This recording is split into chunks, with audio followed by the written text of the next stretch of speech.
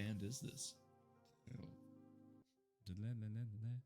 Everybody poops sometimes.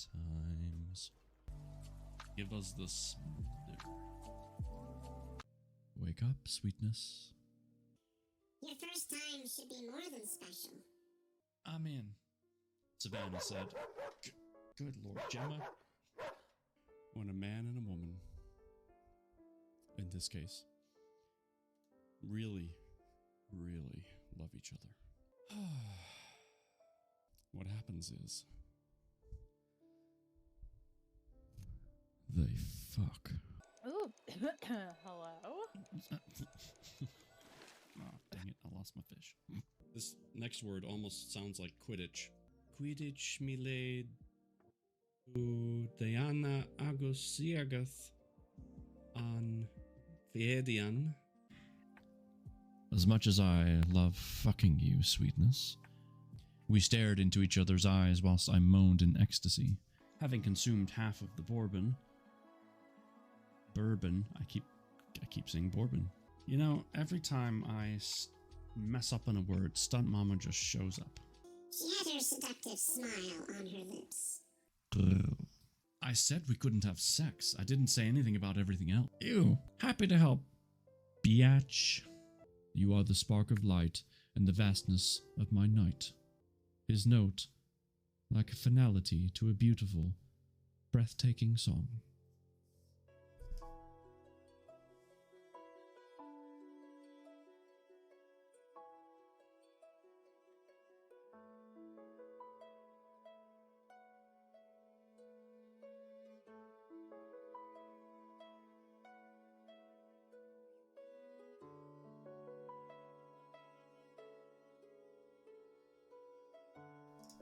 Good evening. Hi.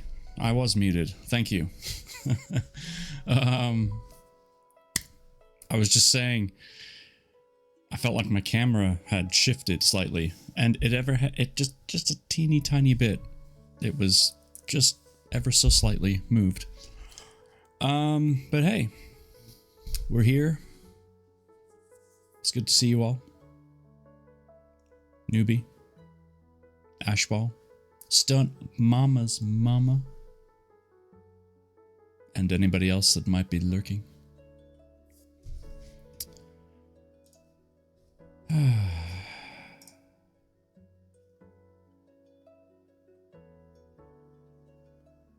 Why is that sound not playing?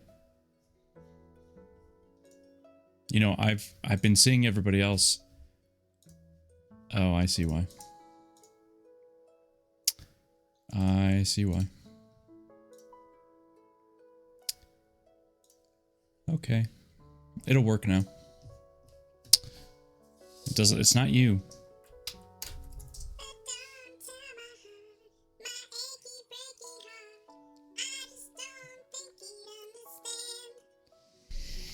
Okay, there we go. No, it's not you. It's the bot was not engaged, connected, etc., etc. But we're all good now. So we're 0 for 2. I was muted, and the bot wasn't connected. I hope that's not an omen for the rest of the night. But yes, tonight, actually, now that we mentioned tonight is a special night. Yes, it is. After the stream, I'll be hopping into Discord, reading this book.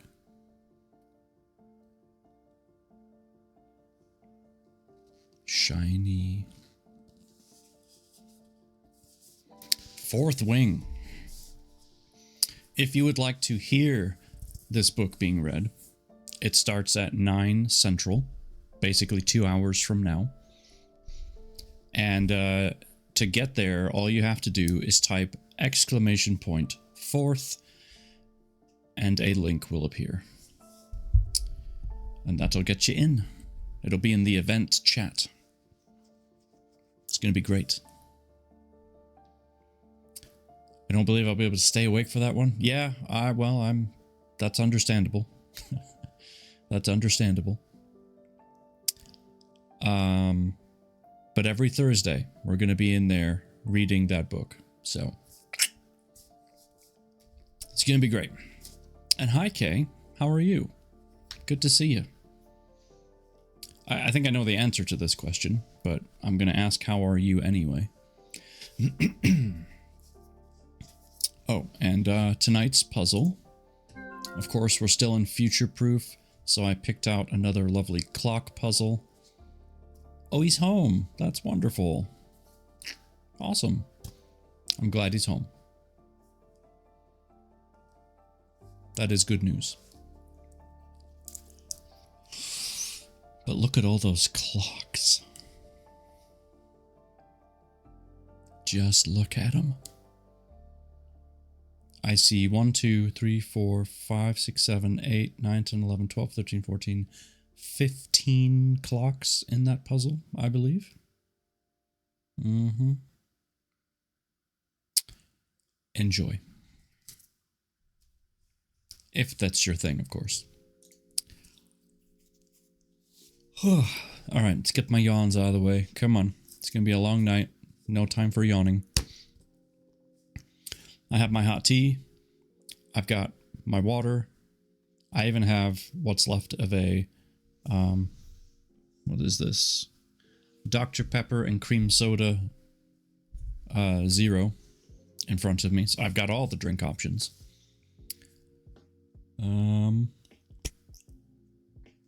That's it. I'm ready to rock and roll. It's been a week. It's been interesting. I have a new kidney stone. It's small.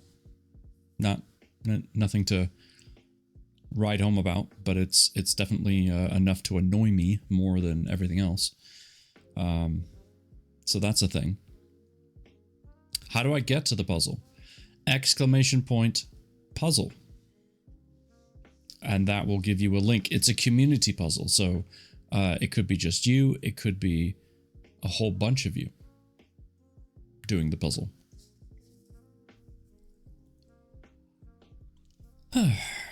All right. Let's move over to the reading screen, shall we? There we go. We're on chapter 21 of our book tonight. Page 163. None of that yawning. I know. It's like I haven't yawned all day. I don't know why, but there's some weird thing that happens when I get to stream. I show up, I start talking, start yawning. I don't get it. Don't ask me. I don't know. Makes no sense. Maybe a sip of hot tea will help. That is definitely hot. Cheers.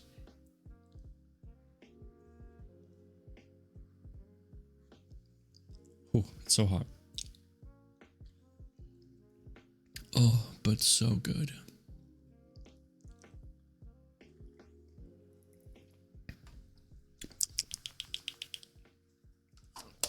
Just really soothes the throat. You've got your tea? Excellent. Well, you've got your tea, I've got my tea, and I've got the book. We're ready to roll. Just over halfway. 313 pages, if I remember correctly. Yep. And we're on page 163. So if you do the math, divide by 2, and then times by 2 to get the same number that you started with, it's just over half.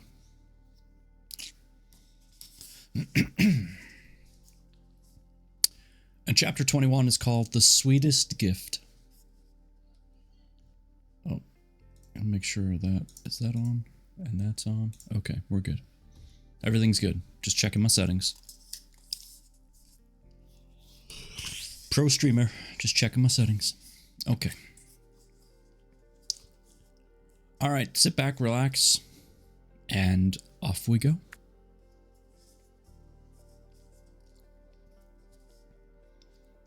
It took me a moment to realize the doc had been talking to me.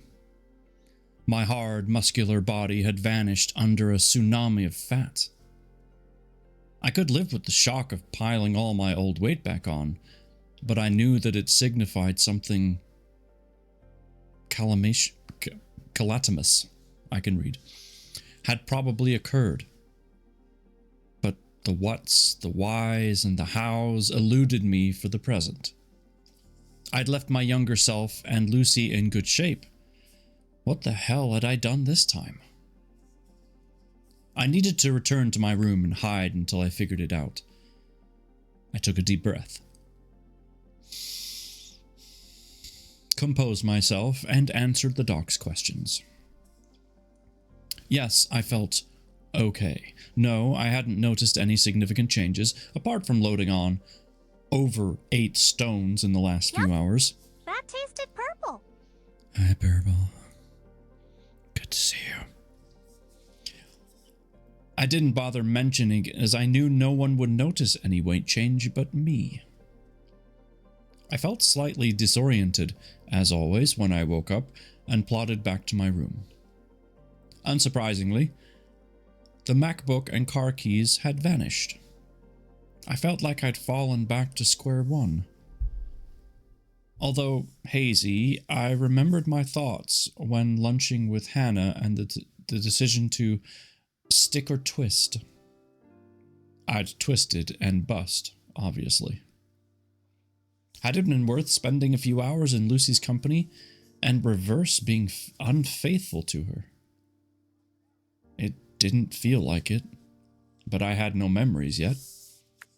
I noticed a letter on the table beside my bed. I scanned it and discovered it was from Sally Henderson, my erstwhile social worker, reminding me that she'd been coming to review my progress on the 19th at 6 p.m. The date on my wristwatch informed me that she'd be here in just over 2 hours. Joy. I lay back on the bed, excuse me, which creaked and complained under my immense weight, closed my eyes, and waited for the inevitable. The first memories that slid in were full of love and intimacy. Lucy and I continued to enjoy each other with fondness and passion. She'd got lead role after lead role. I'd landed a job at a digital publishing company in Canary Wharf, and shortly afterwards we'd moved to a 2-bed rented flat in Covent Garden. It wasn't cheap, but we could afford it. We only took a 6-month lease, the plan being to move out of London and buy somewhere.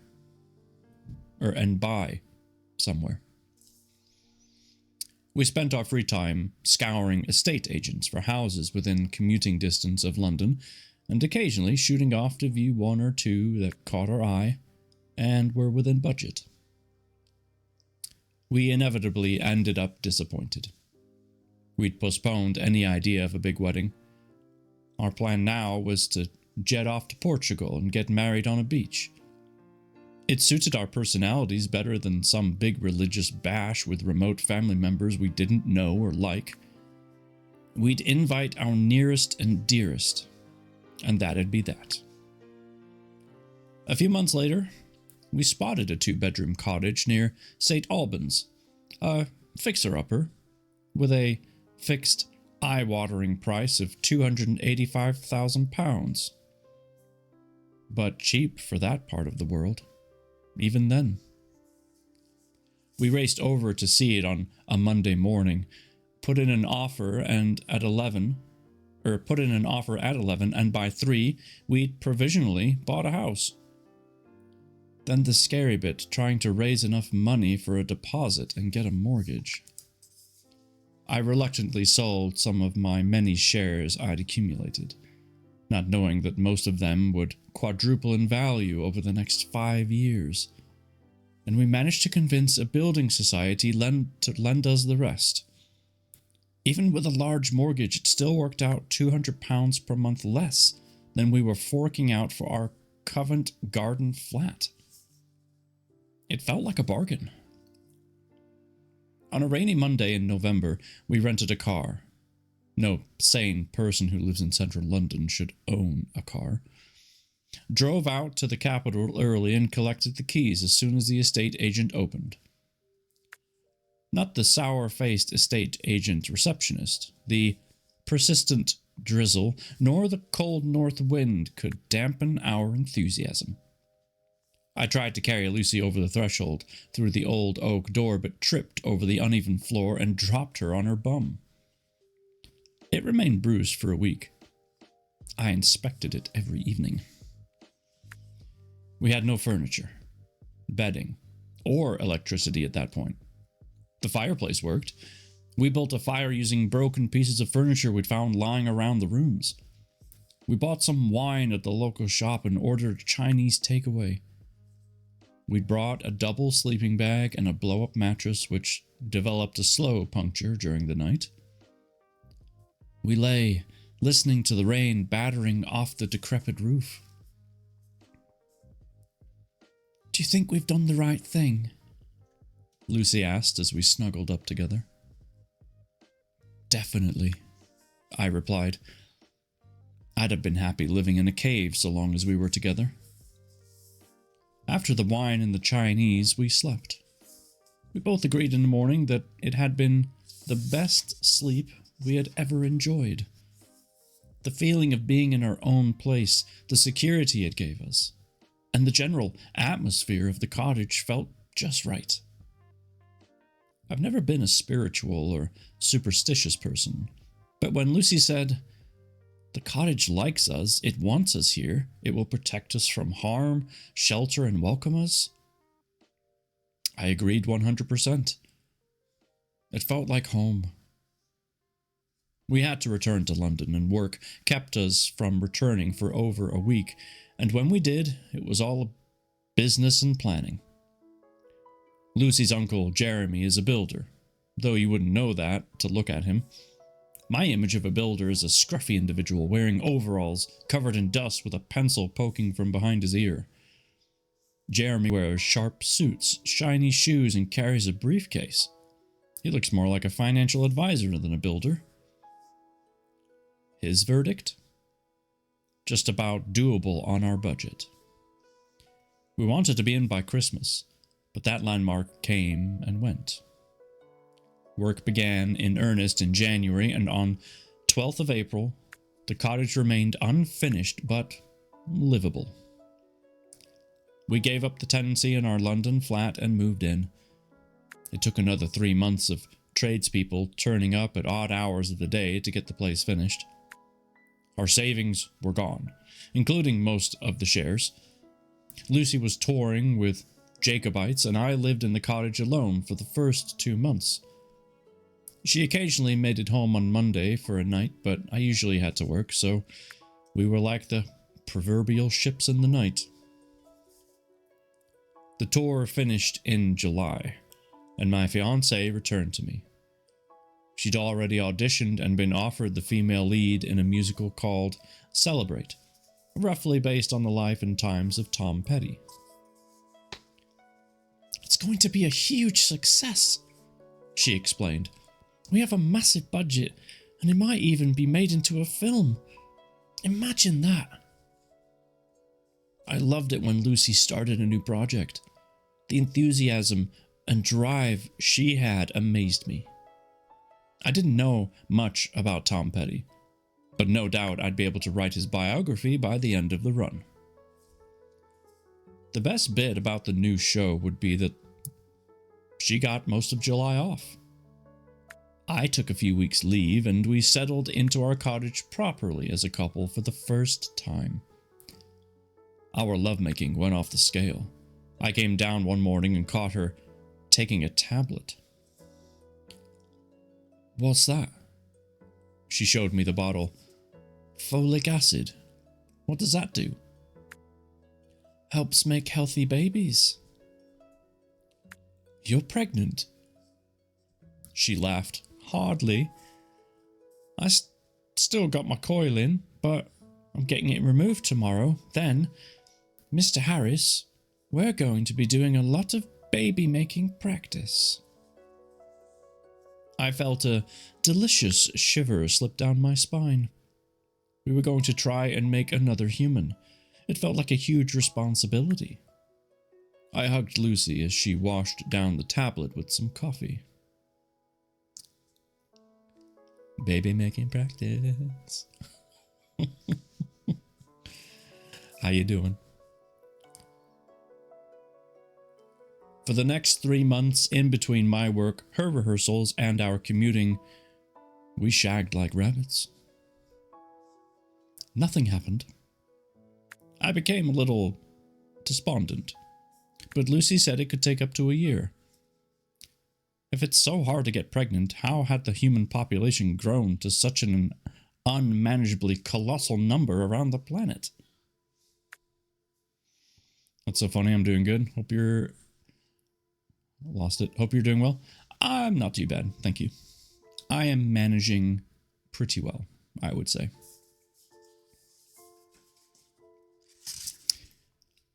On the 4th of October, I caught the 8 p.m. train back to St. Albans.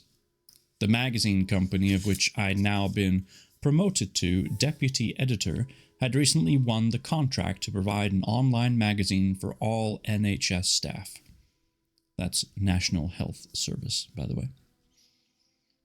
It had started to grow arms and legs to include pensions advice, how best to plan healthy meals whilst working shifts, how to get quality sleep following a night shift, and dozens of other bite-sized pieces that just seemed to take forever to write and edit. I rarely left the office before 6. Lucy had been rehearsing all day, but had still made it home before me. I opened the door and tossed the car keys on the kitchen counter. We now shared custody of a 3-year-old red Volkswagen Golf. Today, I drove it back to the station and back. Tomorrow would be Lucy's turn. I heard the shower running and felt tempted to join my gorgeous, talented, and sexy fiancé for a soapy rubdown, when I spotted an envelope propped up against the toaster. It had my name scrawled on it in Lucy's untidy handwriting. I opened it, tipped it up, and a small plastic strip fell into my hand. 2 faint pink lines showed through the little plastic window. I wasn't sure what this meant, but Lucy had included a small note with the stick that said, "Hello, Daddy." And that's the ender. The ender? Oh my god. That's the end of the chapter. That's the ender. Yay, baby. What do I feel like something really sad's about to happen, though? Because in this chapter, Sam is just reliving memories that he's just accumulated from this new timeline. And in this timeline, he's still in this medical facility, for lack of better terms. And nothing was said about his weight in his memories, but I imagine it's not exactly what he used to look like. I feel like something bad happened.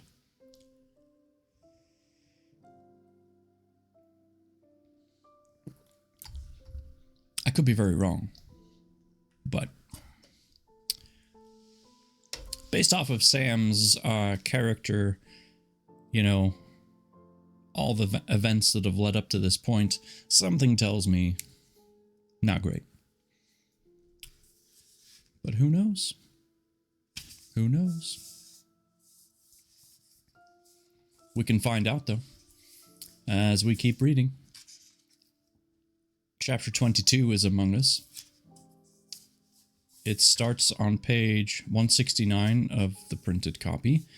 And again, exclamation point, future. If you want to learn more about this book and the author and other books he's written. But chapter 22 is called Baby, I Love Your Way. Baby, I love your way. Okay, sorry, I had to do it. Just gotta get it out of my system. Everyone did it. Don't deny it. You all thought it. That's the link right there. Thank you, Purple. Okay. carrying on. I like this book, by the way. I like this story. I think it's pretty cool.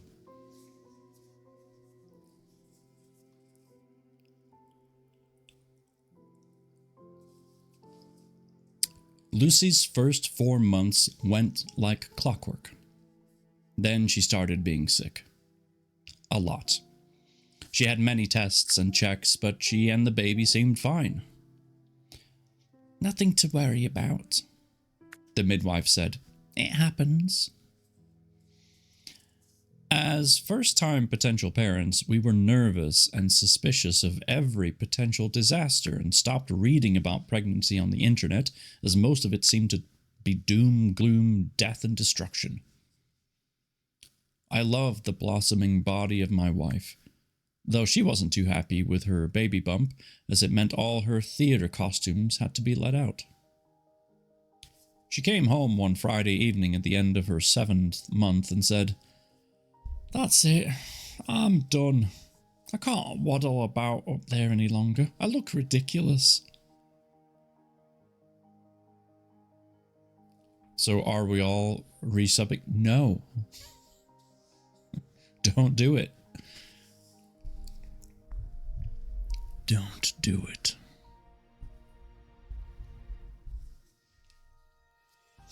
I'm telling you, no matter who subs on March 14th, it's getting shut off.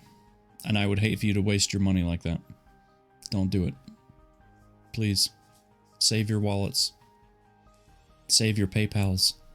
Or whatever it is you use.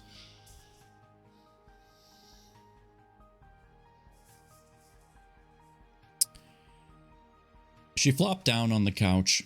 I shuffled closer and put my arm around her. She tried to pull away. "Sam, I stink. I've been on stage under lights for 3 hours and the showers are broken." I refused to let her go. I didn't care about her sweat. It kind of turned me on. I started to unbutton her top. "I like it when you're dirty." She laughed. "You perv." "I am, and you love it." We kissed and slipped through to the bedroom for a quickie before she ran a hot bubble bath. I do enjoy a good bath. I had one last night. I sat on the toilet seat while she wallowed in the suds. "So, that's it then?" She nodded. "Yep. Bridget, my understudy, takes over from tomorrow's matinee. I'm officially unemployed." "On maternity, you mean?" "Unemployed. I'm an actor, remember? Just as well you're working, and we've saved a bit." Our bank balance remained reasonably healthy, but my salary wasn't generous. I had about £25,000 worth of shares left, and some were beginning to spiral upwards. I didn't want to touch them unless we had to. We hadn't thought much beyond this point. Lucy had planned to get a nanny and go back full-time as soon as possible, but her opinion had begun to change as her mum had said it might. Beth had been making the trip down from Wigan regularly since her daughter announced her pregnancy. Before then, she'd only spent the occasional weekend in our old flat, mainly to come and see her daughter on stage. We got on okay. I fully understood Lucy's need to have her mum around, especially as her due date neared and I continued to work silly hours. Lucy went into early labor on the 3rd of July, an oppressively hot day. I sweated buckets on the early evening train back from work, partly due to the heat and partly out of nervous fear. This was it. When I made it home, her contractions were about 5 minutes apart, and we headed to the hospital in Watford. Eventually, after sitting in triage for an hour, we were escorted into a room and introduced to Kelly, who said she'd be our midwife for the next 12 hours. I blinked at her. 12 hours? Would it take that long? The next 10 hours passed in a blur. And the most shocking thing, apart from the blood and the baby emerging from such a stupidly tight space, turned out to be Lucy's language and the general hate directed towards me for getting her pregnant in the first place.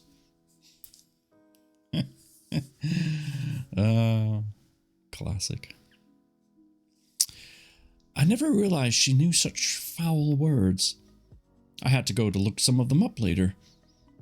Working in Theaterland had certainly broadened her vocabulary.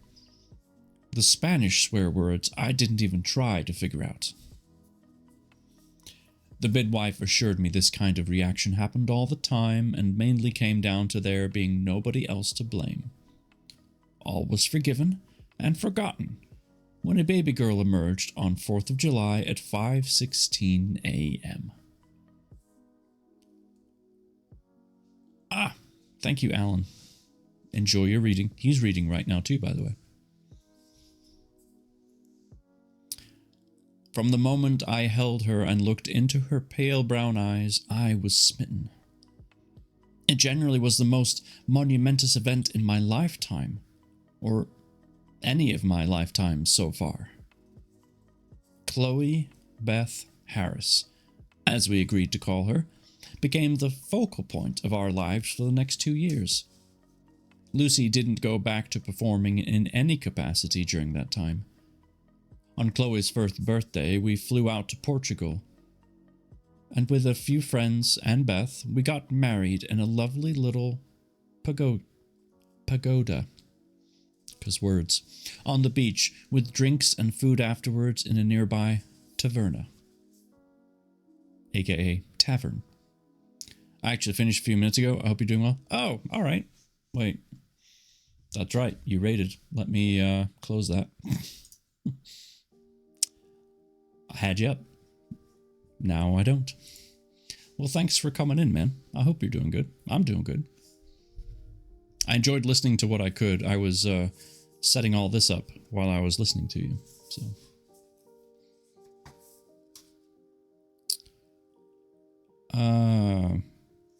I moved my thumb. Never move your thumb, but I did. Ah, tavern. Yeah, man, of course. Simple, unfussy, and beautiful, the perfect day for affirming our relationship and providing that little bit of extra security for Chloe. I took a break from reminiscing with my newly formed memories and stood up from the bed in Perry Flowers for a toilet break. So far, so good regarding my recollections. But I knew that whatever had rendered me socially inept, huge, and incapable had yet to drop in. I made some tea, sat back on the bed, and awaited the inevitable. I hadn't dared check my phone yet. I didn't want to preempt anything. I needed to feel everything, not prejudge myself, as if that made any sense to anyone else in the universe but me. After returning from Portugal, we settled into domestic bliss. Lucy tentatively started looking for more minor roles that didn't involve lengthy contracts, and her agent started to get her some advertising jobs. Radio, initially. Then she landed a job on TV. The day it happened, she came home all excited. "I've landed the role of Alicia in the latest YTG travel ad." "Oh, brilliant," I said, sharing her enthusiasm but not knowing what she was on about. She punched me on the arm. "YTG?" she said, louder as if that would make me understand better. "YTG, right," I said. "Great." "Sam, you're hopeless. YTG stands for Yellow Travel Group." Then the penny dropped. Wow. That's who we booked to go to Portugal with. Exactly. Huge. I get to go to all sorts of exotic locations, and best of all, you and Chloe get to come with me. They even want to meet Chloe to see if they might also feature her in a few ads. They want to create the perfect family for the ads, and I'm hoping Chloe can be part of it. Really? I beamed. How did you pull that off? What about me? You are now officially my dresser and outfit coordinator. I'm usually your undresser and outfit messer-upper. She grinned. True, but now you'll have to learn to stop that. I don't think I can. Is Chloe asleep? I nodded. Good. I'm horny. Come on. She dragged me through to the bedroom for a costume change. Later, I asked, so who will be playing your husband in these ads? Tony Carrios. You know, from the Freak Cop franchise. I knew him all right. Dark, suave, devilishly handsome, and renowned as a womanizer. Oh, I said, quietly. That's the end of the chapter, and also probably when the shoe dropped. Jealousy kicked in. Oh boy. Oh boy. Playing an acting role with a husband who's, well, considered in Sam's eyes to be better. I'm sure that went great.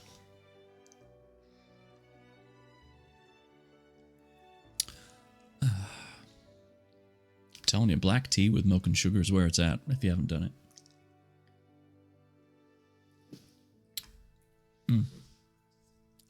Get yourself a nice little cup warmer so you can just sip it slowly over time. It's delicious. It sounds yummy. It is.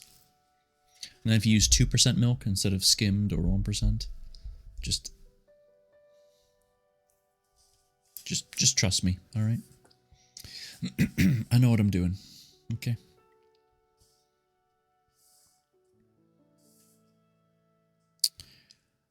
Well,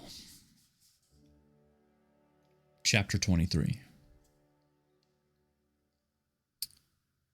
It's either called Tears in Heaven or Tears in Heaven. I'm not quite sure.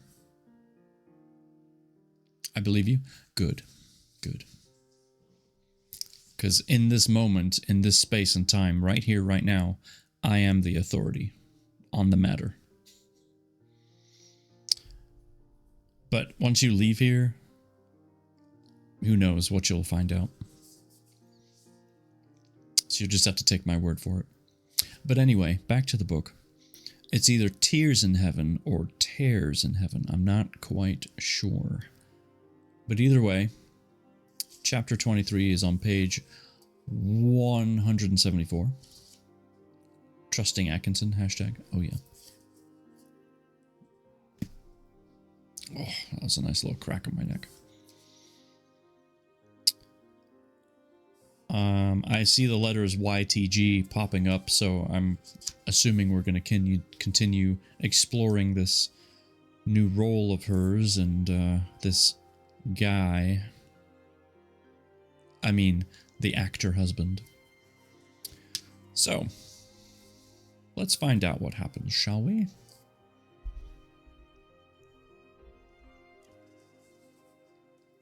The following morning, I left for work as usual.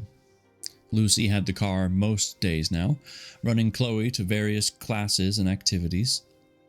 I'd observed more than once that Chloe had just enjoyed her second birthday and didn't know the difference between gym nippers and gym tots.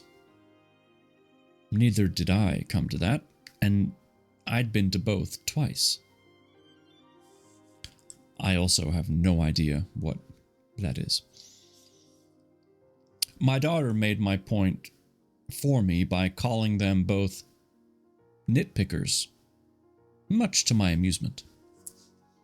She also went to many other activities, which I suspected were more for the benefit of the stay-at-home mums and, given the part of the world we lived in, the stay-at-home nannies and au pairs. Fancy. I arrived late to the office, Cow on the line and Hendon, and settled behind my desk. Don't you just hate it when you're trying to get to work and there's a cow on the train track? Happens to me all the time. I swear to God. Right. I immediately became swamped with work. It wasn't until 11 a.m. that I checked my phone and discovered a text from Lucy enclosing a photo sent at 9:09. Can't tell you how many times a cow has made me late. I know. It's ridiculous. Move over. Come on. At first, I couldn't work out what the picture meant. I tapped on it to save it and opened it in my photos. I almost dropped the phone excitedly. Another little plastic strip with 2 pink lines. I was going to be a daddy again. I glanced around the office, but everyone remained engrossed in their work. I didn't want to share anyway. I headed to the coffee room, shut the door, and phoned my wife. It went to voicemail. It does happen around here. Cows, deer, turkeys. Huh. Those cows are really milking it for all it's worth, huh? Utterly unbelievable. What are you gonna do? Thank you, Witchy. I tried to remember from the planner on the fridge which activities she'd be at and who she might be having lunch with, but I couldn't. Eye roll? Come on. It's funny. I knew she had a meeting with YTG in the afternoon. I tried to phone 3 times before lunch, but then had to attend back-to-back meetings with no phones allowed. I texted Lucy and left voice messages. But she'd not responded. I'm sorry. Who sends a text message to their spouse showing another positive pregnancy test and then just ghosts? You don't do that. That's not normal. After I try to catch Pokemon, of course. Completely understandable. I enjoyed hanging out with you this morning, by the way. Nope, not okay. Never. Exactly. Like, my dog just barked. He agrees. Never. Woof. I called again at 3 after escaping from the large glass box that doubled as a meeting venue, but still no answer.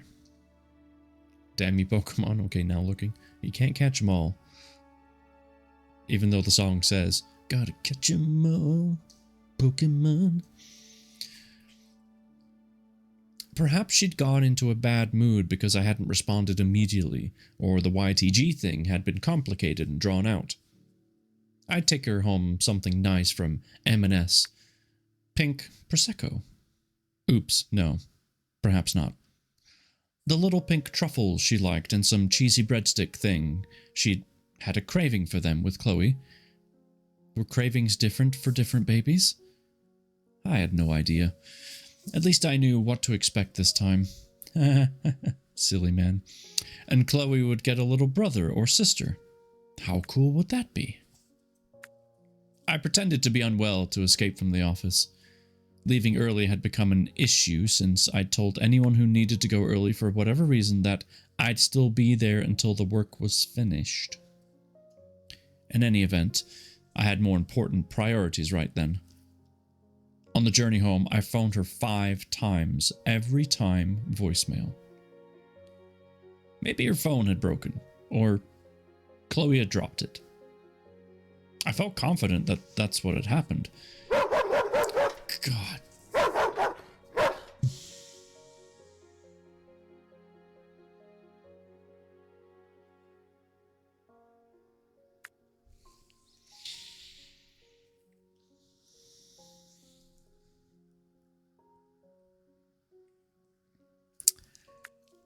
Thank you.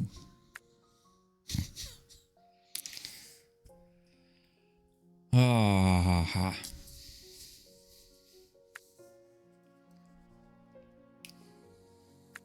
Appreciate that.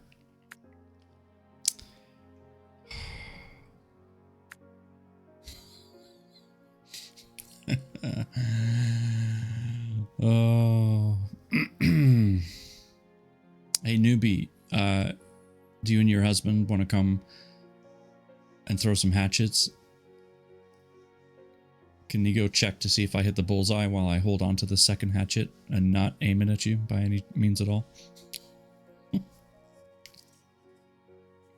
Why did chat repeat what I typed? That's the butt spot. It's a robot. It's a bot thing. Deep breaths. Yes. Yes. Deep breaths.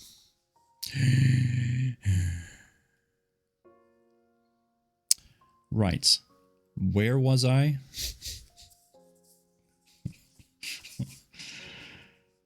Okay. 5 Clop dropped it. Chloe dropped it. Okay, I found my spot. Thank you.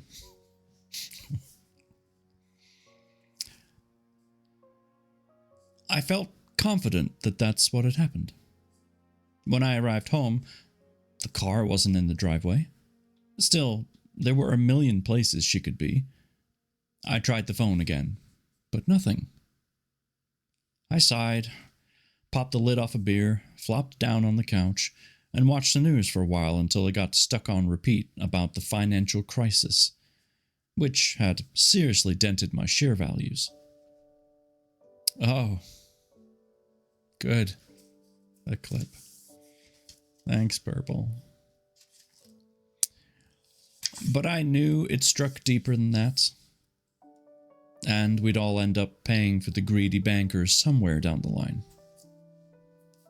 You love this background? Thank you. I found it on Etsy, of course. 6 p.m. rolled around, came, and went. And as 7 o'clock drew near, I began to worry. Her phone still went to voicemail. I tried Beth, but she'd not heard from her since breakfast. That phone call to Beth, more than anything else, set me on the road to panic. Lucy phoned her mum at least 3 times a day, every day. I paced up and down and grabbed my coat. I needed to get out. Where I would have gone, I don't know, but before I had a chance, the doorbell rang. I hurried to open the door, expecting/hoping it would be my wife and daughter. Oh, shit. But instead, 2 police officers stood there. A man in his late 40s and a younger blonde woman, her hair tied back in a ponytail. For some reason, I noticed she had freckles and a small dab of chocolate at the side of her mouth from whatever she'd been eating on the way over. When they asked, "Are you Samuel Harris?" my legs went weak, and I could feel my life going into freefall. I nodded and grasped the door frame to prevent myself from toppling backwards.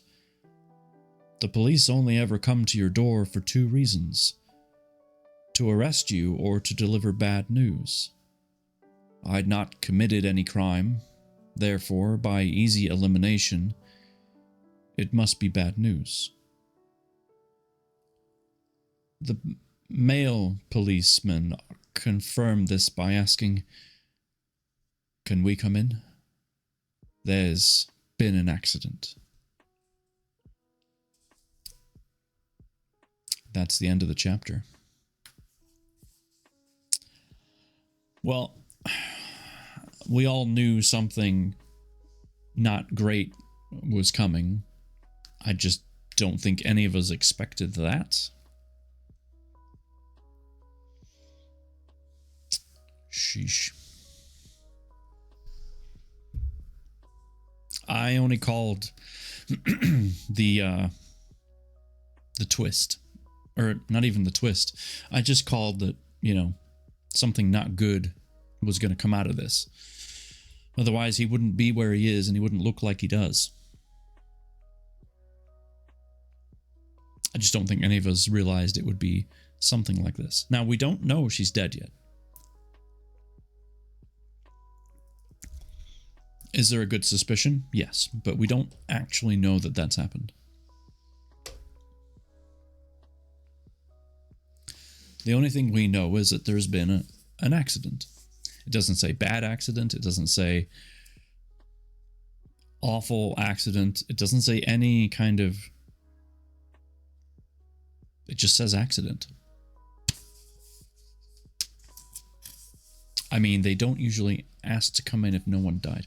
Yeah, well, this is also England, okay? But you're probably right. You're probably right. Chapter 24 starts on page 177. It's called I Changed the Rules. I don't know what rules we're talking about, but he changed them. Maybe they go in and have coffee in England. Or tea. Tea. In Canada, that is not true. Okay, well.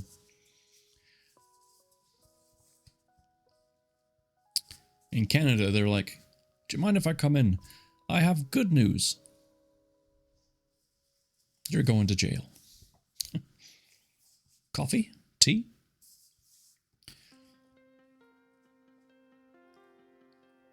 All right. The only way forward is through, so let's find out what happened.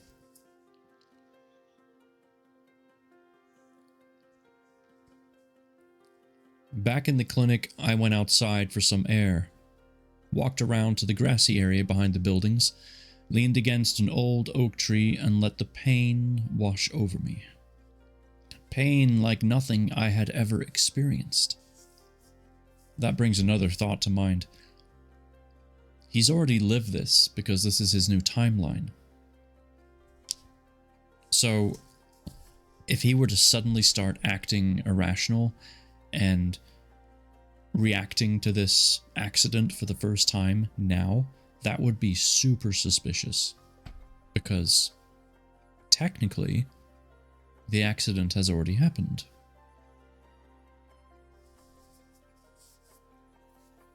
Try to play it cool after you find out someone, especially a spouse in this situation, and possibly his daughters, or you know what I'm saying, died. And keep it cool, calm, and collected like it's just another Tuesday. Good luck.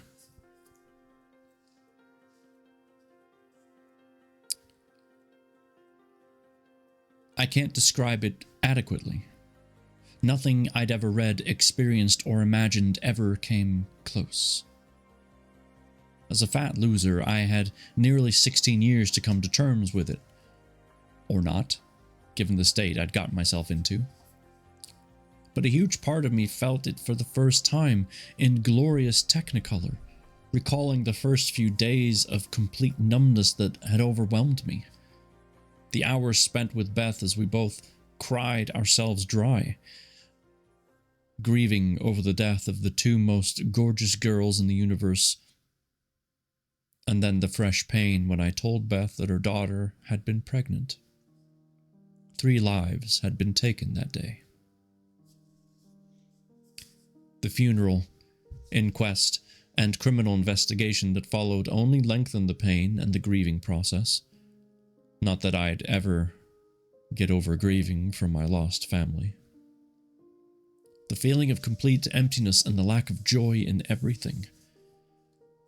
The times I'd turn to say something to Lucy and suddenly remember she wasn't there. Waking up in the morning, the first 15 seconds of each day where everything felt normal, before reality came crashing down on me again. Not hearing Chloe giggle, and probably worst of all, the stark reminder of all their things everywhere. In Chloe's room, the plastic bricks that she'd spend hours building into tall towers before knocking them down with a gleeful giggle. The toy garage with the little plastic car she loved sliding down, the little plastic chute on the side, and her collection of little books and crayons, none of which she would ever play with again. In our room, all I saw were Lucy's clothes, makeup, and shoes. How she loved her shoes. Lucy had been working on a ballad called I Changed the Rules the week she died. I played the recording over and over just to hear her voice. It became my anthem of sadness. Hey, Rhino. Thanks, man. It took me years to part with everything. Even then, I kept Chloe's garage and my wife's shoes. The truck driver that had completely missed the red light due to texting his girlfriend on his mobile pled guilty to dangerous driving and a host of other charges and received a 5-year prison sentence. If he'd taken a gun and shot them, he'd be looking at life with a 20-year minimum. As it was, he'd been out in 3, probably a free to get out, and free to get on with his life. I didn't see the difference between using a fully loaded gun or a fully loaded 40-ton truck. The tragic result is the same. The police tried to soften the blow by saying Lucy and Chloe died quickly with minimum time to feel any pain. I'd seen the photographs of our completely flattened Volkswagen Golf. Even the engine had been reduced to a jumble of spare parts strewn across the crossing where the accident occurred. That morning, they'd gone to their regular slot at a soft toy-themed kids club. Then, on to the meeting with the yellow travel group on screen, or to screen test Chloe. On her way home afterwards, Lucy would have been driving, with her mind, no doubt, full of thoughts of what had happened at the meeting. She'd also have been pondering on the tiny embryo nestling in her womb, and what she or he might become. She had set off through the junction, trusting the green light. But within seconds, the truck smashed into the driver's side door, propelling the little car sideways into a tree on the other side of the junction, where it had been squashed, concentrated into folded metal. During the court case, I'd watched the CCTV footage from the junction camera only once. Once was enough. They'd found Chloe's little gray teddy she called Tabby, and had returned it to me. How I'd wept over Tabby. We put it in Chloe's tiny coffin and buried it with her. I visited their grave regularly and lamented over the futility of it all. My emptiness and the waste. Nothing mattered anymore. The weeks and months following their deaths were a blur. I have little recollection of the events. It might be down to the fact that all of the memories hadn't dropped in, but as the later ones are present, I suspect I had breakdowns of sorts. Hi, B12. You'll be back for Fourth Wing? Okay. Beth's. I'm lurking now. Thank you. Beth certainly did. She disappeared into her own little cloud of pain back home in Wigan.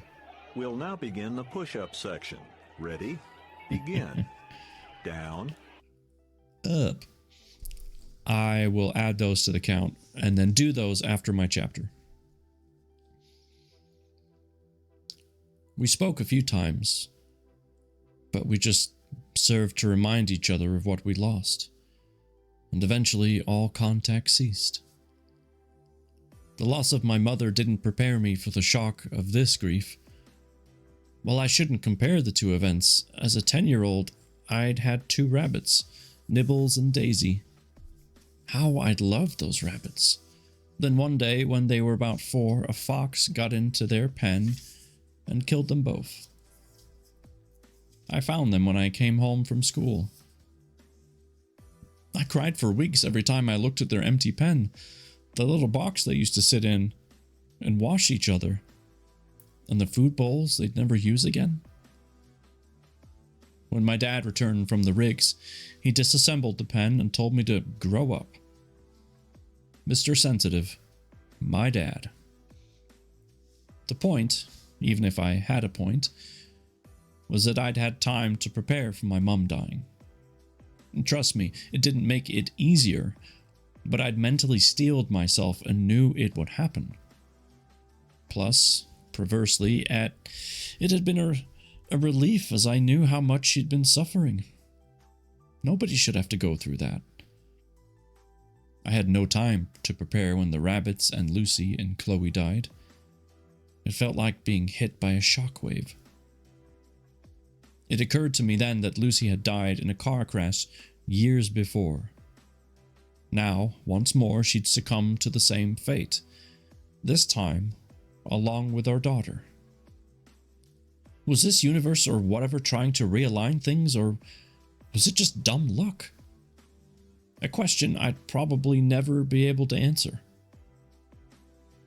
I never went back to work. I just wasn't capable.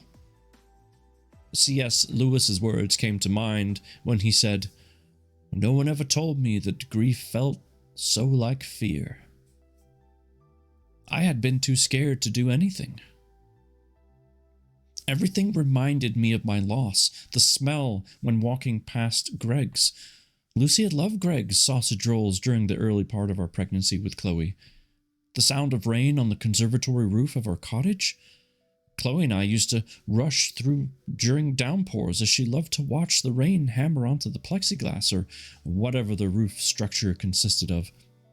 Sluice down the grooves and cascade onto the paving stones below. Even traveling on a bus felt fraught with danger as Chloe always wanted to sit upstairs at the back and wave to anyone behind us. Everything and anything could set me off and send me scurrying back home to shut out the world and bask in my grief and self-pity. I discovered that grief evolves. It morphed from the incalculable reminders of what we'd done together and enjoyed, such as the rain, the bus, and the sausage rolls, to what they hadn't been, or hadn't been able to do and missed. How about a glass of Liberty? I do love some Liberty. What's up, Vincent? For example, the day when Chloe was due to start school left me unable to function for a week as I dwelled and contemplated what she would have loved and maybe not loved about it. Silly things like the newest mobile phone incarnation. Lucy always got the latest model, one she could afford to. Even the snow that came and went each winter affected me as I thought about the snowmen we'd build as a family. I always tried to avoid walking on the grass during such times. The snow had to be kept pristine. Snow wasn't for me. It was for Chloe. On bonfire night, I built a small fire in the back garden for my daughter. I let off a few cheap fireworks, wondering if she could see or hear them or know they were for her. Then I realized she'd be gone for good. I wasn't a spiritual person. Never had been, never would be. I got angry and kicked a pile of burning wood, managing to set my silly trousers on fire. I doused them with minimal damage to my skin and wondered why I hadn't just let myself burn and be done with it. How would I get through all the Christmases, Easters, anniversaries, and the B words? I realized it had taken me nearly a decade to acknowledge Chloe and Lucy's birthdays. I spent them inebriated and blacked out in more ways than one. I tried to move on, but everything seemed so pointless. I lost my job at the magazine, which didn't surprise me, given the commitment required to maintain the damn thing. I sold the cottage eventually. Ultimately, it bothered me less than I imagined it would. Too many precious but painful memories were wrapped up in those walls. It had promised to protect and nourish us. It hadn't. I thought moving away might be good for me. Over the next decade, I drifted from town to town, squandering money on rent, junk food, and general crap, until by the time I reached my 35th birthday, I realized I'd not had a steady job since leaving the magazine and my funds had dwindled. At that point, I tried to get some counseling, but the mental health services, being as stretched as they were, meant I wasn't on top of anyone's priority list. Events conspired to take me to Birmingham, working for a company called ZX Energy, phoning customers trying to get them to switch their gas and electricity. I might have done that before. In any event, I'd found myself on a written warning after 3 weeks and sacked 2 months later. I found it impossible to give a toss whether someone switched their gas or electricity, which didn't seem to go down particularly well with the supervisors. Katie, the manager responsible for my performance, or lack thereof, decided to try some role plays with me to try and improve my sales technique. Okay, Sam. You be the customer and I'll be you, okay? Okay. We both had phones in the training room. She rang my number and I answered it. She began her spiel. Hello, this is Katie. At which point I hung up. Why did you do that? She glared at me. That's what most customers do when I call them. This is a training session. You don't do that in a training session. She breathed deeply. Let's try again, shall we? I nodded. Hello, she said brightly. This is Katie, and I'm from ZX Energy. Despite her happy tone, I could see her seething inside her black work suit. Hello, I replied quietly. She paused, staring at me, waiting for me to hang up. I didn't. A fake smile on her fake face. I'm not here to sell you anything, Mr. Harris, but I may be able to save you hundreds of pounds on your energy bills. Okay. Now, do you currently pay your bills by direct debit? I do. Splendid. That means we may be able to save you even more. Who is your current energy supplier? I don't know. That's okay. Do you have a recent bill from them? She whispered, just pretend you do, okay? Okay, I've got it here. Who's your supplier, Mr. Harris? ZX Energy.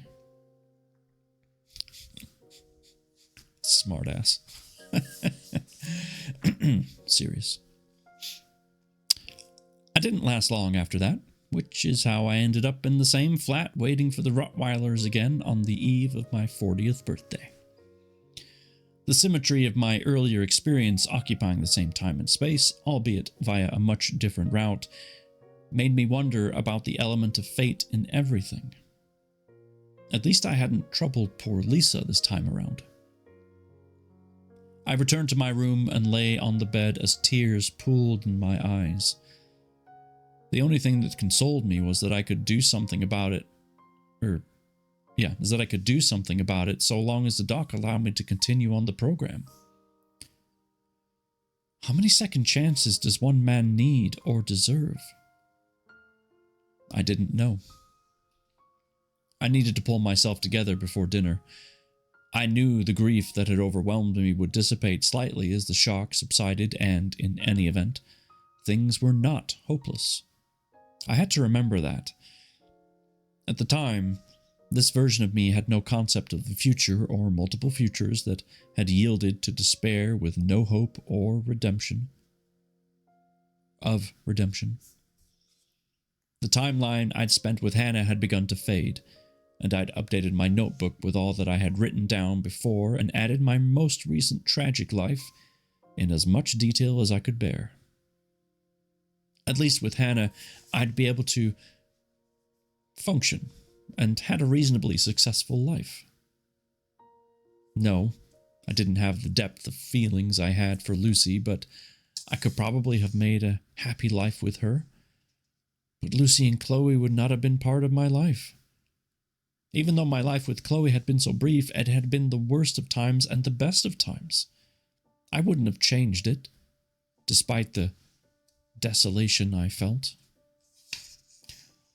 I stripped off my clothes, maneuvered my bulk into the tiny shower, and cleaned off the sweat. It also felt like I'd been cleaning some of my grief from my mind, too, as I felt a little better when I emerged and tried to dry myself with the inadequately small towel. I tried not to look at myself in the mirror. It wasn't a pleasant view. I also had a long scar from the bottom of my abdomen. The memory plopped into my head when I examined the angry red line. They had to operate and remove a section of blocked and twisted bowel 3 years ago. I could still remember the pain and stench of the section of my bowel as it had been removed. They'd completed the operation with a spinal anesthetic. I'd been conscious throughout. Okay, that's just sick. You don't do that conscious. Come on. I dressed in clean clothes, grey joggers, and a baggy t-shirt and went downstairs to dinner with a heavy heart and heavy everything else. As I ate, I contemplated the circumstances that had led me once more to Perry Flowers' project. If I got another chance, what would that chance look like? Would I be transported back to the fateful evening in the nightclub again? Would I be better off sleeping with Gina and simply letting Lucy go? Would that be easier for everyone? Of course, that would mean Chloe would never exist. I couldn't countenance that. Perhaps, given the considerable dent or whatever their deaths had imprinted onto my genome, it seemed almost inevitable that I'd end up back at that point where they died. After dinner, Dr. Yeager asked me to come to her office, and when I opened the door, she and Sally Henderson looked up as I lumbered through the door. Sally's hair had been cut into a stylish bob. From my notes, she used to wear it long. The style suited her. I sat down, and Dr. Yeager beamed me a smile. "Sam, Sally's got some news for you." I nodded. My social worker handed me an A4 envelope. I opened it and scanned the documents inside. I read it twice before looking up. Ooh, I'm witchy and definitely in that shoe. In witchy clothes. I could almost hear that. Hi, Witchy. How are you? It's good to see you again.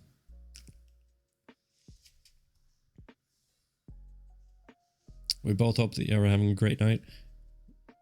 I am. Thank you.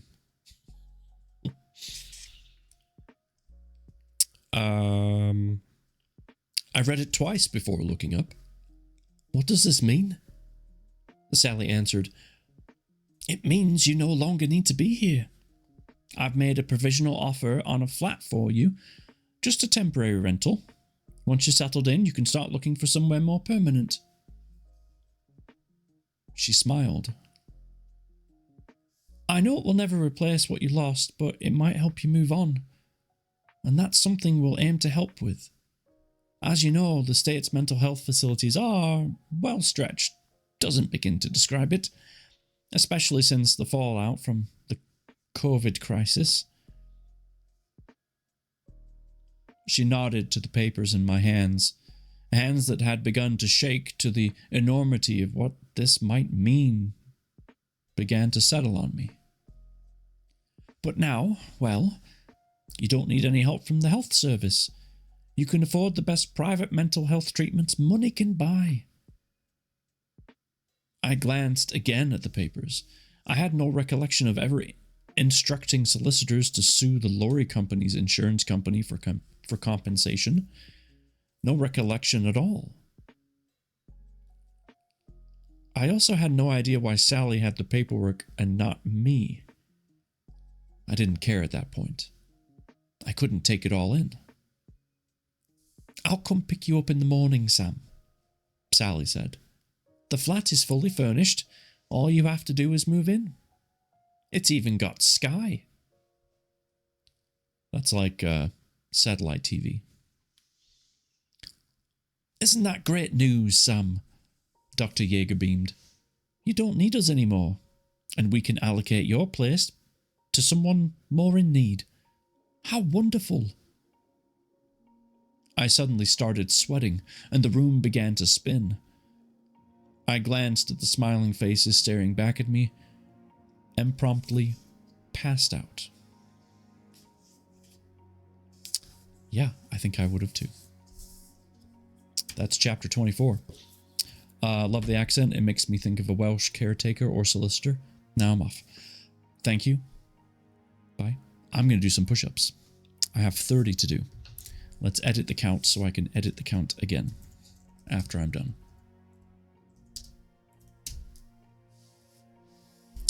All right. Push-up time.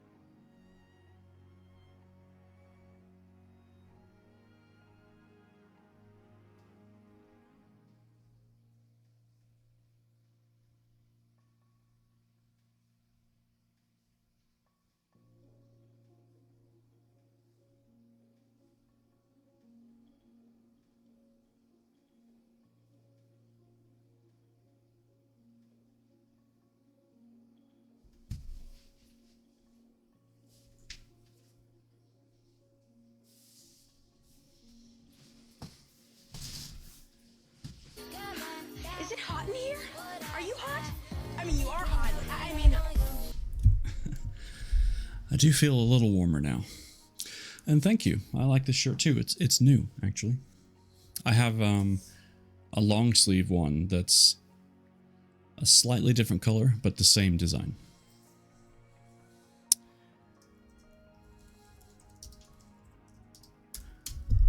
Boom. Push-ups done.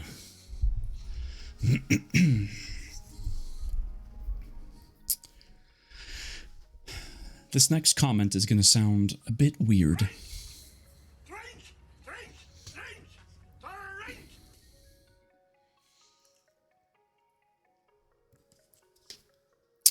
Thank you. I'm trying to figure out how to say this so it doesn't sound odd. When it comes to voice acting, the parts in a story that are sad or have some sort of dramaticness to them, but more so on the sad side of things, it's not that I like acting those out, but I feel like I can do it better. Does that make sense? I don't know why. I just feel like maybe it's because I've experienced a lot of cruddiness in my life that I can somehow be there in that moment better because of my own experiences, and therefore it feels easier to do. Does that make sense? I don't know. So it's not like when the sad part comes up in the story that I'm like, ooh, a sad part, yay. Not at all. Like, it's almost like I can put myself in that moment just by tapping into my own memories. And therefore, hopefully, I mean, in my head, I know what I sound like, but to you guys, I don't know what it sounds like. But hopefully, come across in my tone, in my expression, in the speed in which I talk, the pitch elevations and drops, all of those things come into play when I'm reading and trying to portray a scene, a person, their character, how they're feeling in that moment. You know, that's what acting, but specifically in voice acting, is. I just feel like I do a better job with the sad stuff, which in of itself feels kind of sad.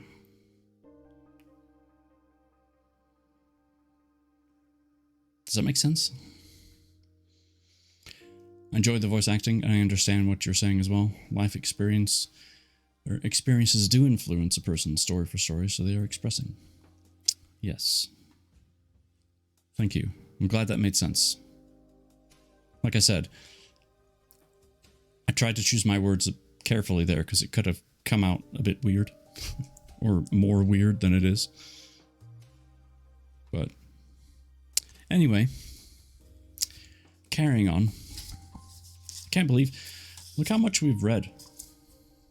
Like, look at this thick chunk of pages compared to what we have left. It's not a lot. We're on page 188 now. Feels like we just started. Why does this happen all the time? Oh. Gosh darn it. The next book, by the way, I've ordered it. I've started conversations with, it's actually written by two people.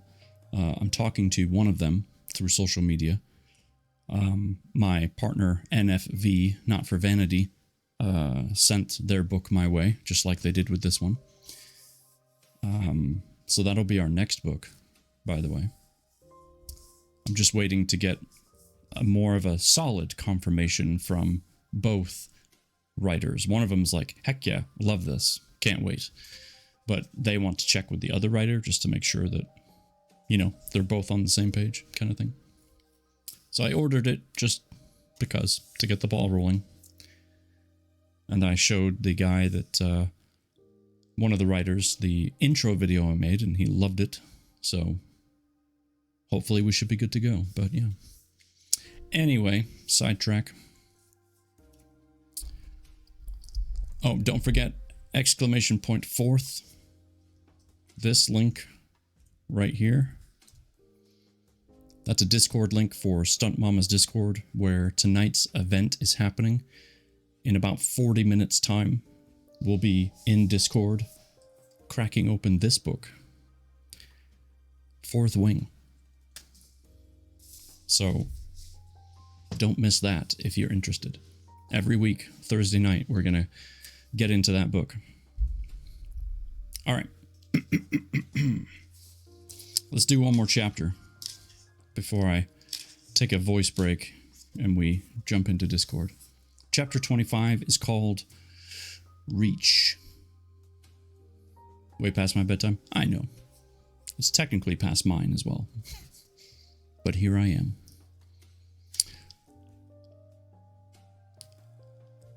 When I came around, I lay where I'd fallen, probably because I'd been too huge to move. The concerned faces of the doc, Sally, and Nurse Peyton were bent over me, checking my vital signs, I guess. They got me to sit up, slowly. Nurse Peyton said, "You seem to be fine, but I reckon we should get you to A&E just to make sure." I stared at Nurse Peyton. "You're a nurse?" I nodded to the doc. "She's a doctor. If you think I'm okay, that's enough for me. Probably just shock." Sally agreed. "I perhaps should have introduced the news to you differently." She didn't know I didn't give a damn about the money. It was the prospect of being removed from the project that freaked me out. I'd like to continue the treatment, I told the doc. She wouldn't meet my eyes and squirmed in the seat she just parked herself in. Well, to be honest, Sam, I've already sourced and offered your place to someone else. You can afford a more conventional course of treatment now. You said conventional treatments take too long. She sighed. Well, yes, usually that's true, but in your case, you can fast-track treatment. You can afford to employ a psychiatrist full-time, or even a whole team of specialists. I'll give you the names of some of my colleagues working in private practice. She stood up. Sam, I think a night's sleep will do you a world of good, and in the meantime, I need to get back to my office and work on some treatment plans. She disappeared, followed by Nurse Peyton. Sally asked, Are you okay, Sam? I shook my head. Not really. But I'll just need to be, won't I? I headed off to my room. I lay on the bed for a long time. Now that the opportunity to go back had been taken away, the misery and grieving pain washed over me anew. I had been holding on to the hope that I could undo what happened that day, but the consequences of the event had yielded me money and I had no genuine interest in. It wouldn't bring back Lucy or Chloe. All the psychiatrists in the world couldn't do that. Was fate dancing with me again? How on earth had it taken nearly 16 years to process the claim? And why would the case be settled on the eve of me perhaps being able to go back and fix things?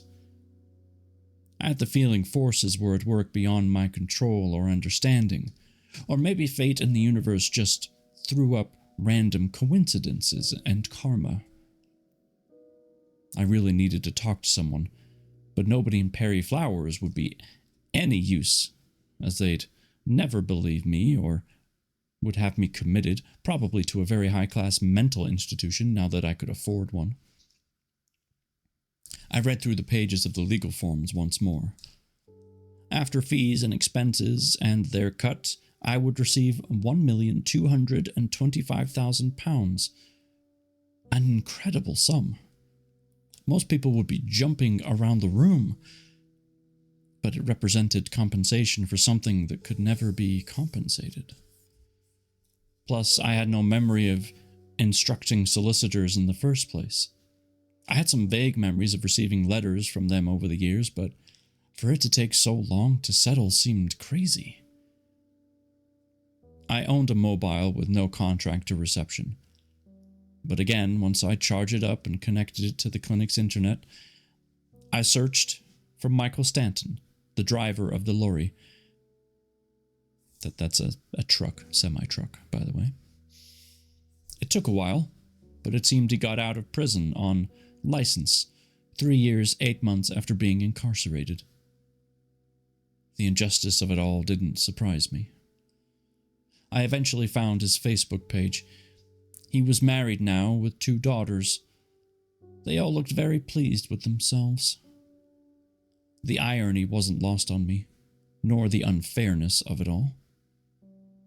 I shed a few more tears from my dead wife and daughter and closed the app. No good would come from looking at the murderer's happy life.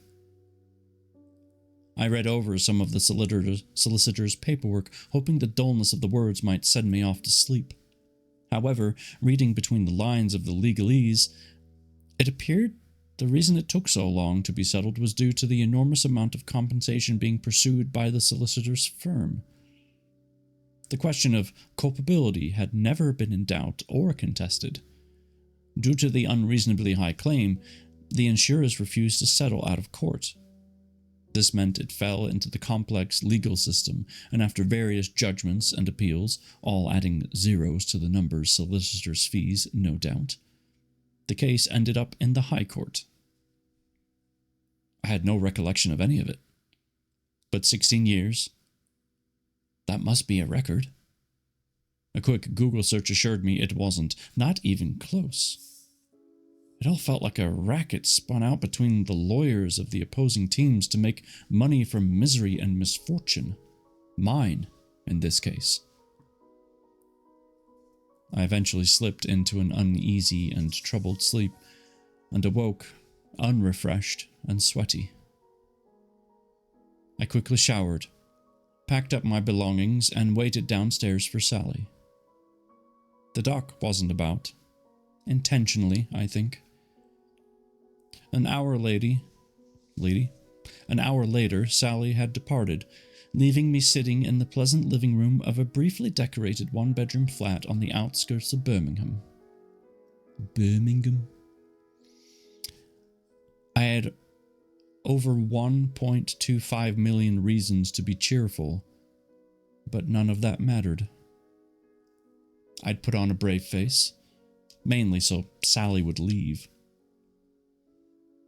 I sat in a chair, stared at a wall, and for the first time in a long time and quite a few timelines, wondered if my life was worth continuing.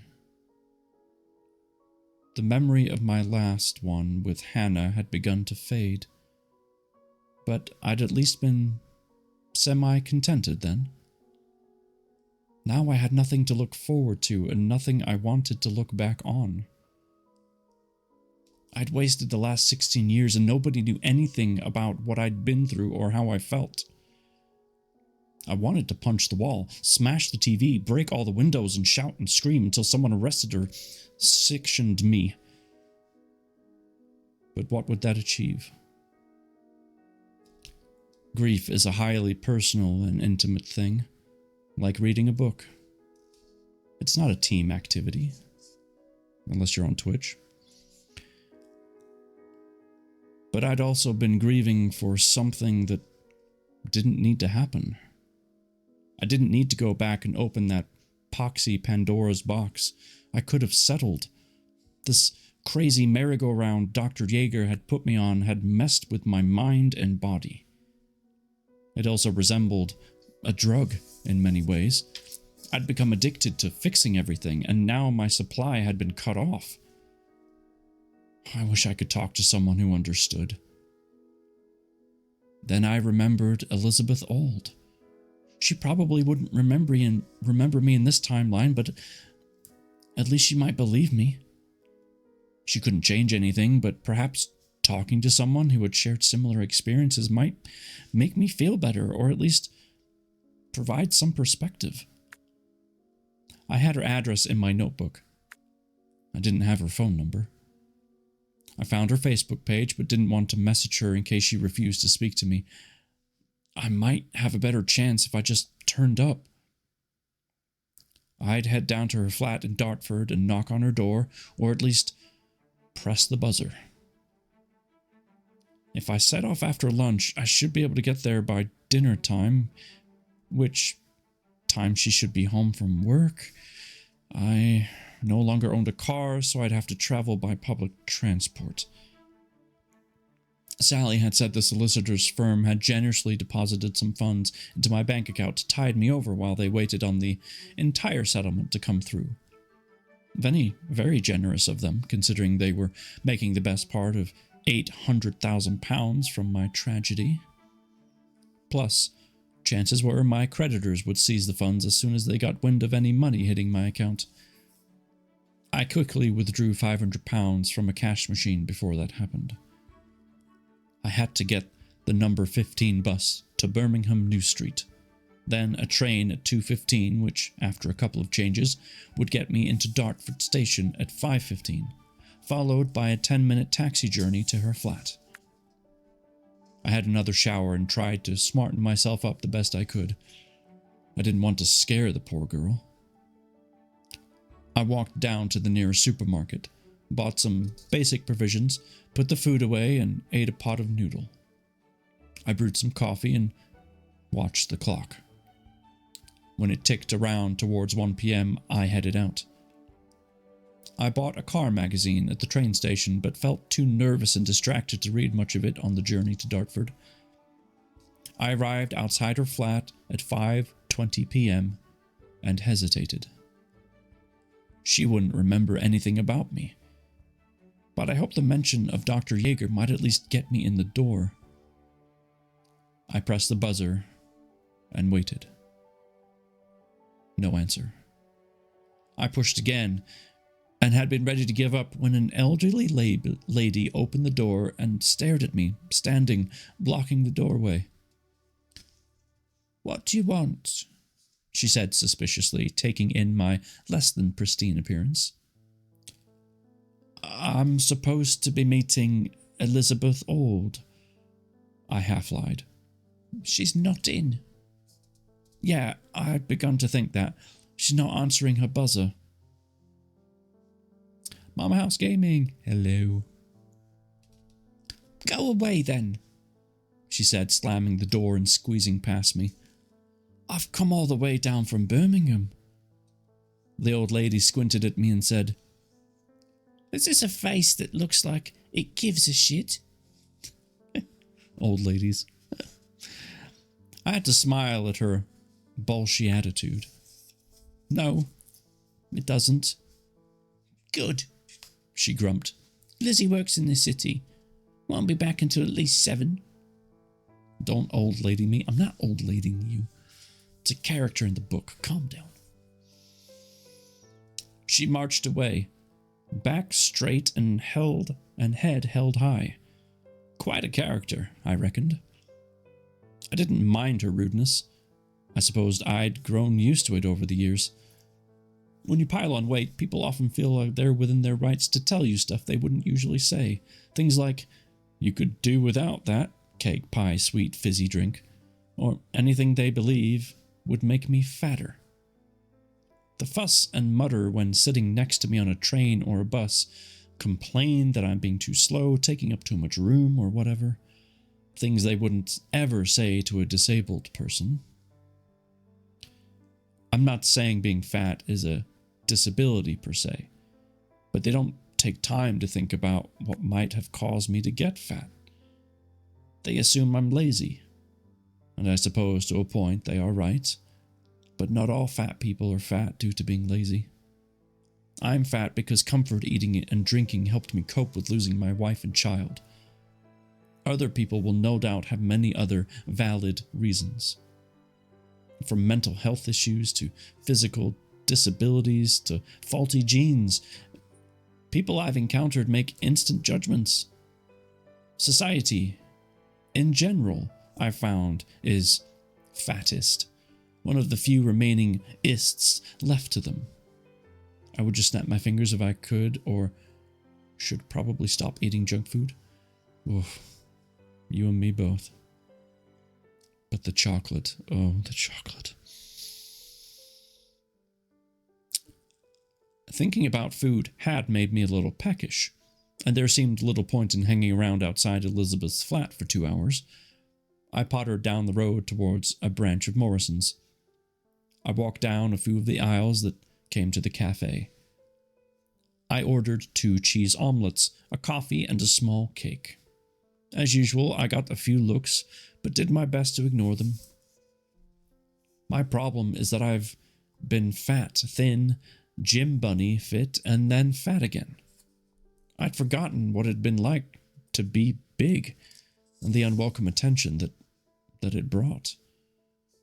I'd also grown conscious of being out of breath, and I'd only walked about 300 yards. I considered going home. Meeting with Elizabeth likely wouldn't help me anyway. I'd have to do the whole Groundhog Day thing again. Eventually, she'd probably believe me, given her experiences, but then what? What could she do? Nothing. I ate my dinner and read through the car magazine I'd bought. Eventually, I would get myself a car, and it occupied me while I hoovered up the food. That's short for, or English for vacuumed. I ate my dinner and read, same moving on. I hung around in the cafe until a few minutes past 7. The waitress slash table cleaner slash cashier slash cook had been over to clear my table 3 times. I eventually took the hint and noticed a suggestion box near the exit. For a moment, I contemplated leaving the note suggesting they employed more staff in the cafe, but in the end, I waddled out the doors and headed back along the street towards Elizabeth Block.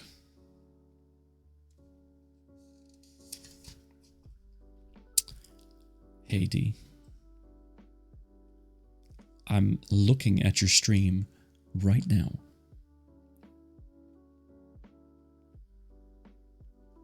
If you can hear me, wave to the camera.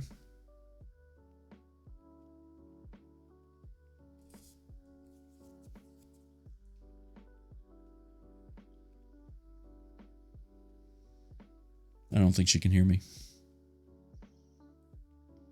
No, she can't hear me. She's definitely not waving. Crazy. She knows I'm getting rid of my affiliate status, and yet she subscribed anyway. I told her. I gotta send her a quick message.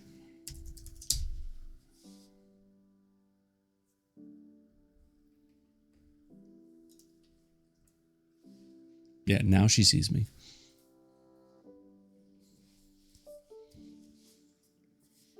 I can't hear her, but she sees me.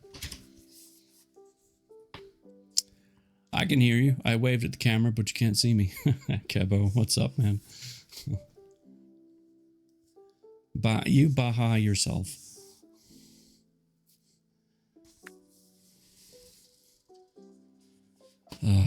Kids. Howdy, howdy, howdy.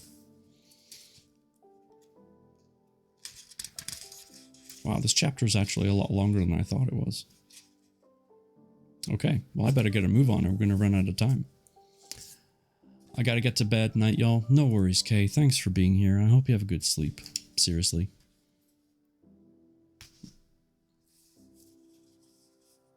Go take care of yourself.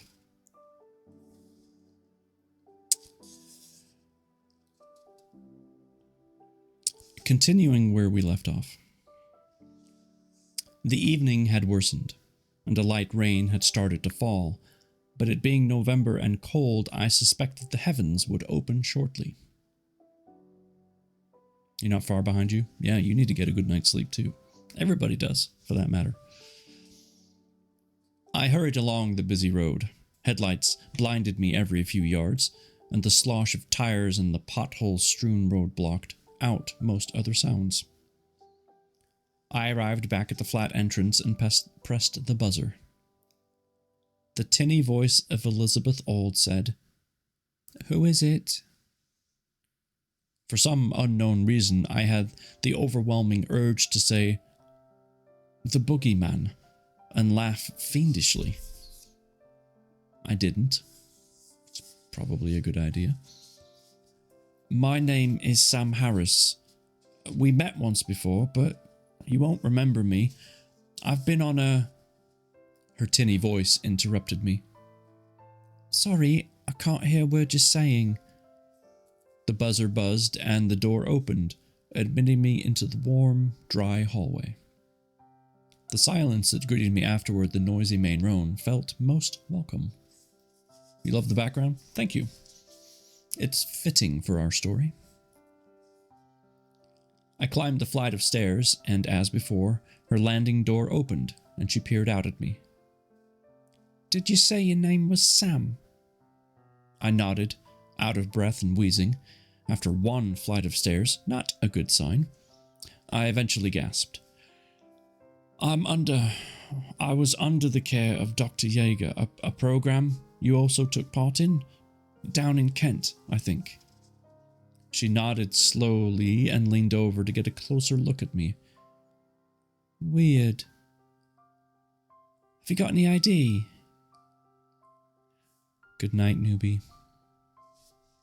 Sleep well."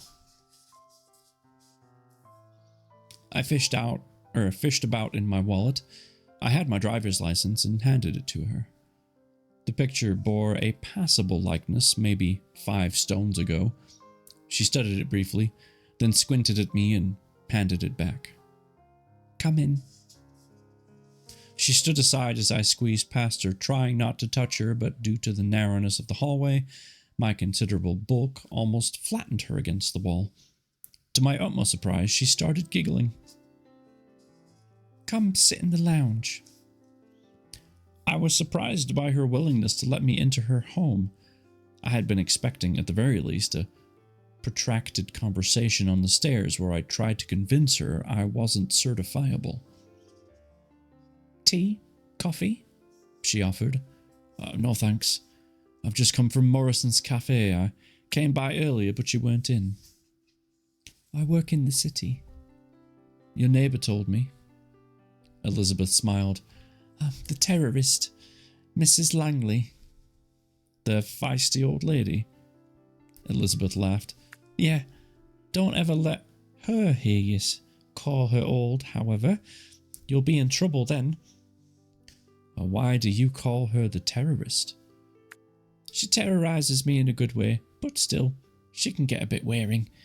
Lecturing me about my work life, balance, my love life." "Does she know you're gay?" Elizabeth stared at me for a moment. "She does, yes." "How did you know?" "We've met before. You won't remember. I don't directly remember, no, but I made notes." She bent down and pulled a notebook from the bottom shelf of a shelving unit near the chair she'd perched on. "The note survived?" I asked, amazed again by the note conundrum. "What about the selfie?" "Selfie? I don't remember that. I have no direct memory of you ever being here. I'm assuming that got erased when you made your last trip. Now, just to be sure, what happened to me whilst in the care of Dr. Yeager?" "She kicked you out because you thought you were a time traveller." "Yeah, okay. Not that bit. She could have told you that.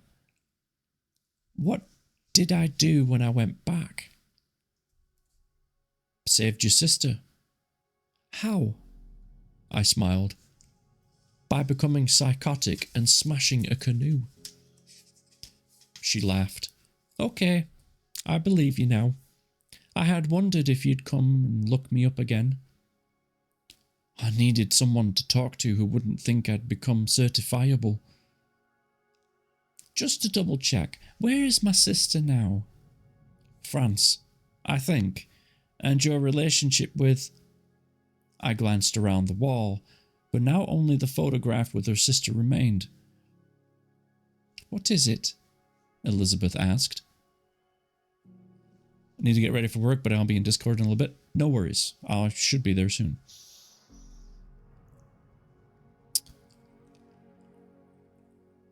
"Did you take the picture of... I'm sorry, I don't remember her name, off the wall?" "Who?" I can't recall. There used to be a photo of you and a dark-haired girl. Your relationship had recently ended." Elizabeth frowned. "I'm seeing a girl called Faye, red hair, a bit like me, but people think we're sisters, which has its uses. We've been together for about a year on and off. Having said that, I've no reason to doubt you. It's weird, don't you think?" I did think. "Can I ask you, do you work for an investment bank?" "I do. So that's not changed then." I took a deep breath. "Actually, the last time I saw you, or maybe the last... the last time I saw you, or maybe the last timeline I saw you, I can read, might be a better description. You were just about to start that job." "I've been in this current job for nearly 3 years. This is enough to make your head hurt." We both sat quietly for a minute, trying to understand what it all meant.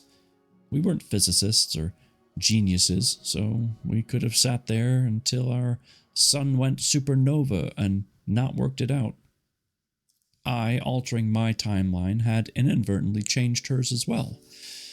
For all I knew, perhaps everyone in the world's timeline. Mind-boggling didn't do it justice. Eventually, Elizabeth said, "This means that everyone on the program has the power to change our lives completely, and we wouldn't know a thing about it." More boggling of minds. Could this explain fate? A handful of strangers changing their personal tragedies with unforeseen and unknown consequences for everyone else. I couldn't ponder on it right then. Something for later. I took a moment and then outlined to Elizabeth what had happened to me in the last session. After I'd finished, she had tears in her eyes. "Oh, Sam, that is truly heartbreaking. The universe seems to have it in for you and yours. It's like a ripple effect, like dropping a pebble in a pond.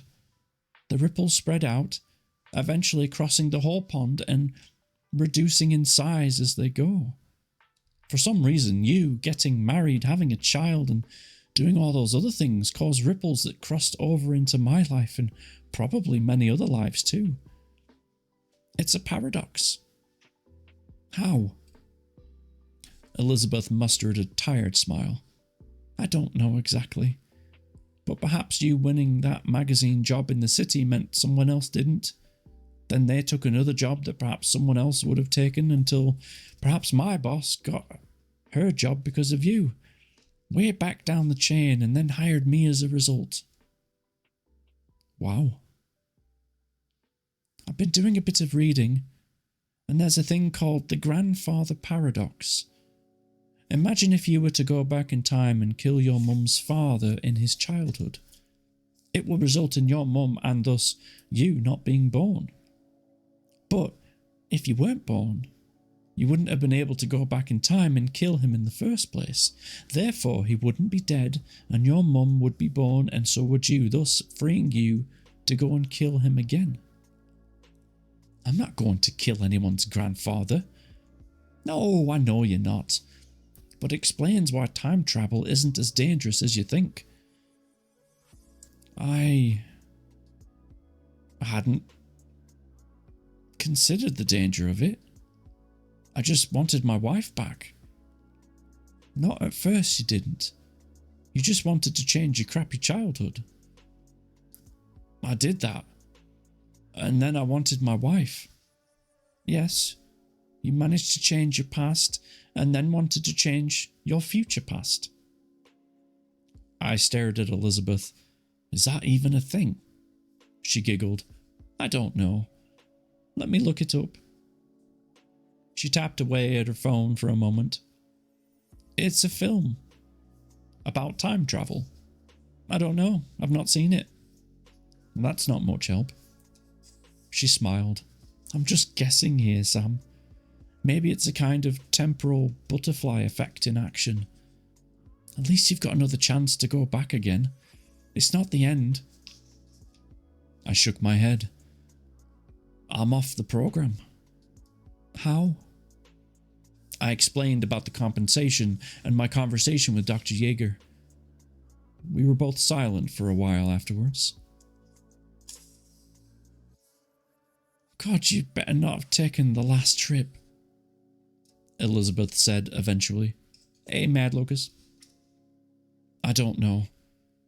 Then I'd never have met Chloe, but I'd never have lost her. Oh, it's so complicated." "Why not pay her?" "Pay who?" "Dr. Yeager." "What, like a bribe?" Elizabeth scoffed. "Not exactly, but in a roundabout way. I'm sure they would welcome extra funding for this project. Why not offer them money on the condition that you get one more treatment?" "Do you think that'd work?" "What have you got to lose besides money, which you don't seem to want or need anyway? Just promise me one thing." "What?" "Come back and tell me how you get on." "I will." It was nearly midnight when I made it back to my flat. It didn't feel like home, but then nothing had felt like home since the death of Lucy and Chloe. Home had nothing to do with location. And that is chapter 25. Interesting. So is he gonna go and see if he can get one more trip down memory lane? I don't know. We'll have to find out on Sunday when we come back. But this was pretty good. I'm very impressed with these last chapters. I'm also sad that we're coming to a close. We only have like 112 or pages, something like that. Just over 100 pages left. So it won't be long. But yeah, it's been great though. Thank you for those of you still kicking about, and for those of you that were lurking and couldn't be here. Thank you for coming into the stream tonight. I appreciate you greatly. We're gonna raid out. Don't forget, I'm gonna be in Discord in like 6 minutes reading Fourth Wing. It's gonna be great. Stunt Mama's Discord, if you want to check that out, starts tonight. It'll continue every every Thursday at 9 o'clock Central. Now the question is, who are we going to go say hi to? Heidi was just in here. She's playing Nightingale. Let's go say hello. Thank you again for being here. I really, really, really appreciate you. Please take care of yourselves, take care of each other, and have an amazing night.